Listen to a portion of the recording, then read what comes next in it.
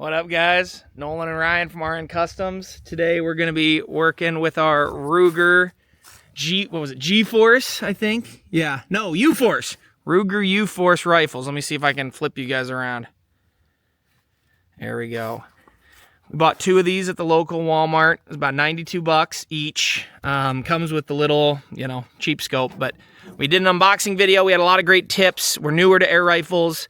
A bunch of guys were saying, they just try to put around 100 rounds, 150 through these, just shooting, into the abyss. So we're going to do that right now, try to get a bunch of rounds through them, and then we'll see if we can get these sighted in. Well, guys, here's what we're shooting. Hopefully that focuses decently well. Let me grab the cap quick. We are shooting Crosman Crosspoint Premier .22s. So, again, these are just the break-in shots. Nothing too crazy. We've got a little, hopefully you can see it, we've got a little brake disc. Or no. Drum cap. Whatever the frick that is. We got one of those down there, a little metal piece. So, we'll see if we're even able to hit it.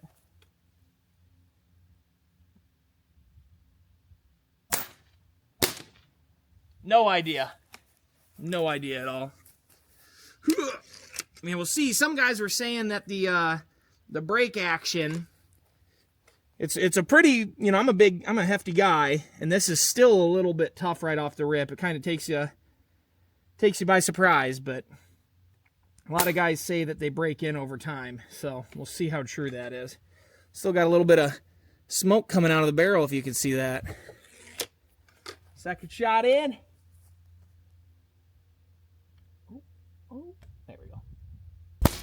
Does it reset the safety each time? Yes. Okay, so every time you break it, guys, this might be normal for the industry. I don't know. I'm new. Sets the safety every time you break it, so. There we go.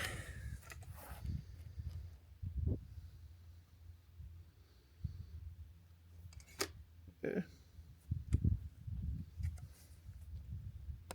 we go. Gotta get the round in. I'm going to get closer because I want to see if we can even hear what it hits. I'd imagine so. Who knows if this will even hit? I should try to use the iron, but... Right. There we go. Yeah, you can definitely hear it ting.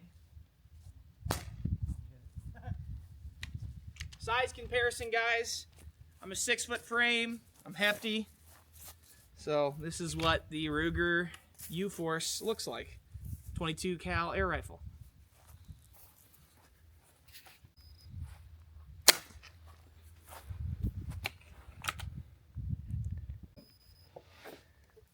Well, guys, me and Ryan are going to shoot hopefully 100 rounds each, and then we'll come back to you and try to sight them in. Okay, guys, so we've got my little target here. I haven't shot 100 rounds yet, but I started playing around with it just to see if I could kind of start doing the scope in. First shot, second shot, third shot, fourth shot. In this type of scope, so my first shot was supposed to hit here, obviously hit there.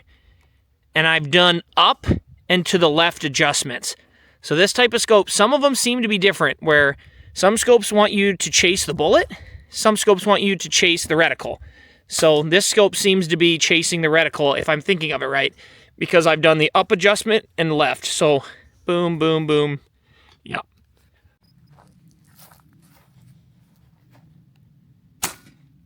See if I can zoom in on that. I don't know how the zoom works, though. How does this work? That ain't what I'm trying to do. I'm still trying to learn this. There we go. Except now I gotta... There we go. That's where we're shooting at.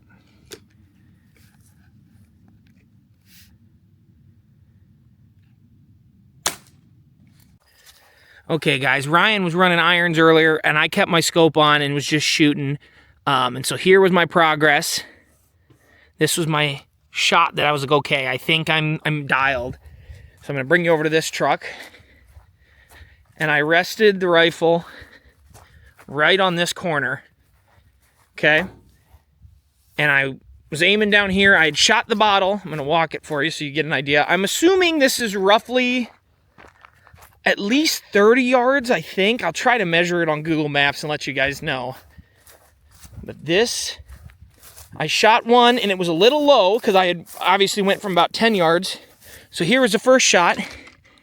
And then I raised it like up 2 or 3 clicks at 30 yards and hit the cap because that's what I was aiming for. I was aiming for the cap. So I think I'm pretty much dialed. There's how far we came. I'm thinking about 30 yards. I'll measure it on my phone and let you guys know. Well, guys, the shot that I was showing you over here, just check Google Maps. Geez, my camera's going all over the place. Just check Google Maps, and I'm getting like 82 to 85 feet, so 25 to 30 yards, if I'm doing my math right. Who knows?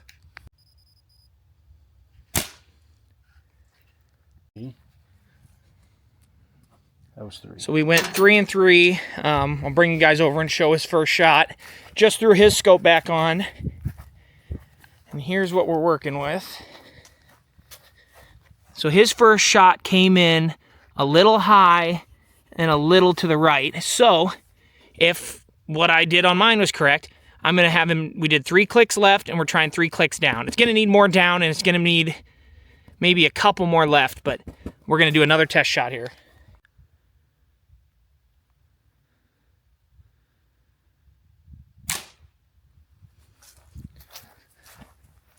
Okay. And obviously we're not on a bench, guys, so we're going to have some pull.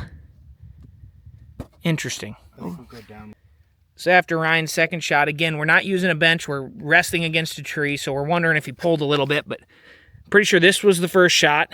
This was his second, so we're going to have him come down just a little bit more.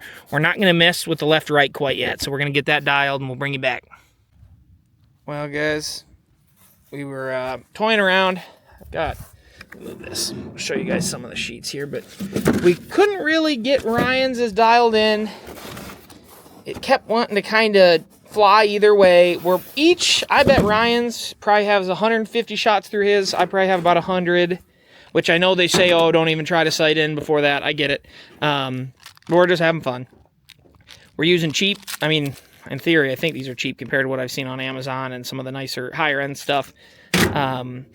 We're not using anything fancy. You know, it's hollow points, so they're not going to be as accurate as a true target practice pointed one, but getting decent groupings, I would say, for the most part.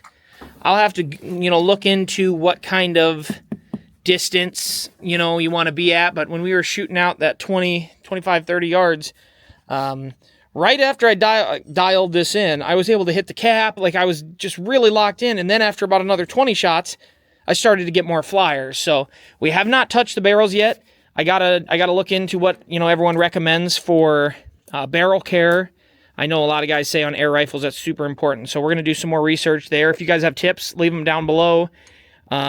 Just where's that bottle at? We're gonna have Ryan grab the bottles quick because just kind of show what we're working with. And these were set up by the drum rotor deal there, but I mean, these were like, there's the cap getting hit a few times. This is when it was tipped on its side. That's when it was up on its end. Definitely, you know, a couple of small nicks, stuff like that. And Ryan had been shooting this one quite a bit. You can see where it obliterated that top piece at, again, 25, 30 yards. So I'd say a decent little pellet rifle. We're going to try to do some hunting with them in the future. We've got about 5 acres of timber here close to the house, and then we've got access to probably another 30 or so acres we can go kind of toy around through. So stay tuned if you guys want to see a catch and cook. We're new to all this, though, so don't expect professionals, just guys having fun. But if you guys want to see anything, let us know. If you have any tips, please let us know. We're learning. And, yeah, leave a like and subscribe.